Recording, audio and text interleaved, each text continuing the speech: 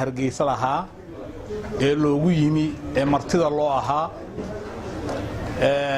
yaa matalayay yaase u matalayay markii la dhimayay tirada maxaase lagu saleeyay maxayse tahay tirada la dhimay danta se laga leeyahay maxay tahay markaan ka jawaabo danta laga leeyahay waxa weeye qodobkii 12aad ee cashuuraha lagu mideynayay ee cid gaar loo siinayay cashuurta ayuu la mid yahay kani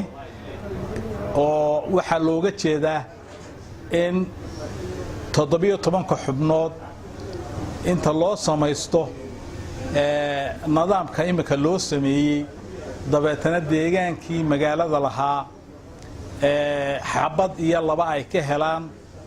amba waxaan dhaamin ay ka helaan dabeetana taariikhda loo geliyo dabeetana lagula gorgortamo cidda lagula gorgortamayo ee loogu sameeyay sharciga marka waxaan ku baraarujinayaa deegaanka Hargeysa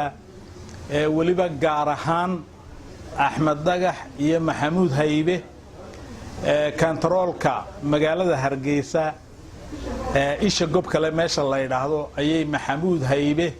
kantaroolkeedu yaala degmada Salaxley awna codkoodu soo gaadhahay xaafadaheediina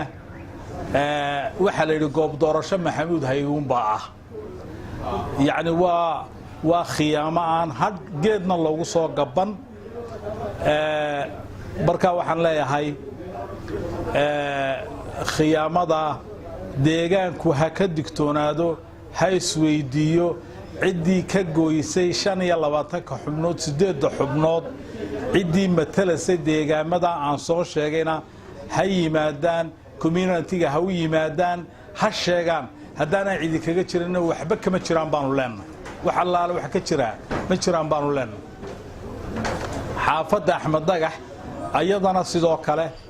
xaafadii maalintii dhaweyta laga raray Barjeex halka la dajiyay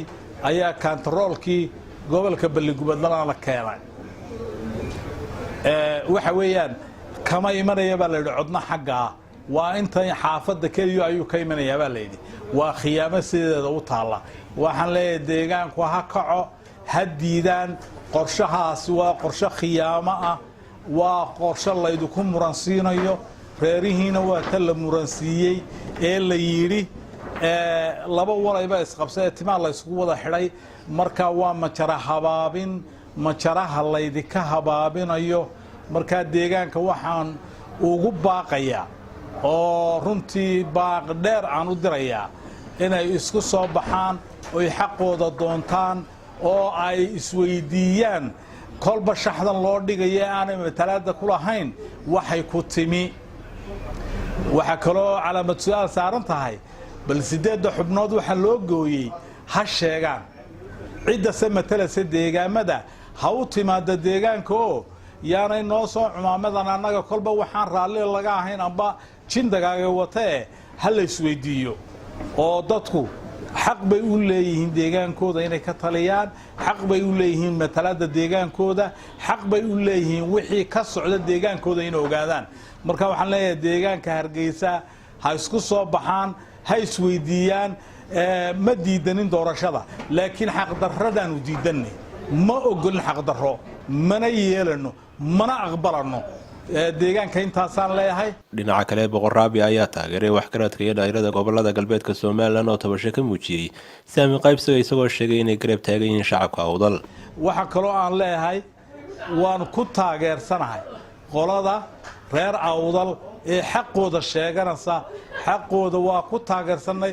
waanaanu la doonanaa waanaanu rabnaa isku mid baanaanu nahay halkay ka duulayaan baanu ka duulanaa xaqayagii baanu doonanaa qodobka 12aad dibna loogu xadi maayo khiyaamo dambana socon mayso kana yeeli mayno ka wadana ka yeeli mayno haday cayn ka noqoto gabigeedaba waanu qaadacnaa annaga samaysanana mid aanu leenahay taas intaasaan ku dhaafayaa ugu dambeyntiina boqor Raabi ayaa sheegay in aanay degmooyinka magaalada Hargeysa u sinayn dhaqaalaha sanduuqa SDF waxaan kaloo aan runtii doonayaa inaan ka hadlo deegaamadan waad ogtihiin dacdarrada ku taala SDF sanduuqa la yiraahdaa deegaamadan waxba kama soo gaadhaan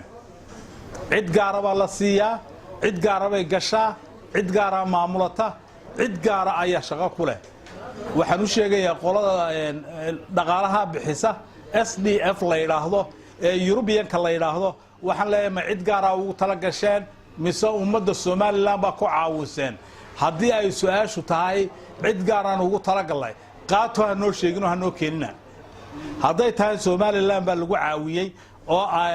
mid waliba inta xaq u leedahay ay qaadanaysaa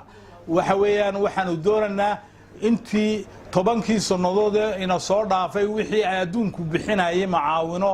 deegaamadani waxba kama helin waxbana lagama siin loomana ogola goob aan deganayn baana lagu sheegay wax allaala wax ka jiraana ma jiraan qoladaas European-kana waxaanu leenahay hal la joojiyo inta la iskugu imanayo xaq iyo wax wada qaybsi ummaddu leedahay inta la isugu imanayo hal la joojiyaanu leenahay iyadana waxa kale oo aan u sheegayaa imaka markaan tusaale u soo qaato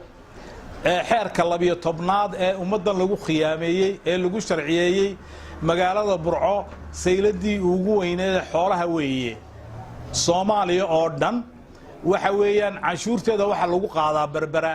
Burcana waxa looga tagaa dhogorta iyo uskaga iyo waxa looga tagaa wasakhda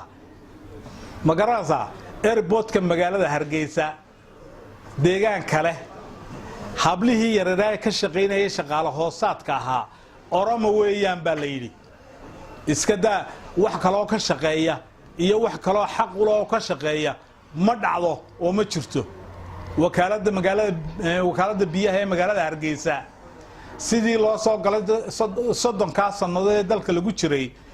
deegaanka ay ka soo biyo ka yimaadaan ayuun baa maamusha cidina uguma tagto cidina ma weydiiso biyana ma siiyaan waa kuwa gaarsiiyay biyaha Hargeysa wada cabi mayso annaguna waxaanu leenahay cashuurta la wada qaadan maayo deegaan walba waa cashuurtaada ku eekow hadday xaq darrada la joojin waayay hadal dambe ma harin yooyota dambana ma harin waxa weeyaan waxba la kala yeelanayaa mar hadday saa u socoto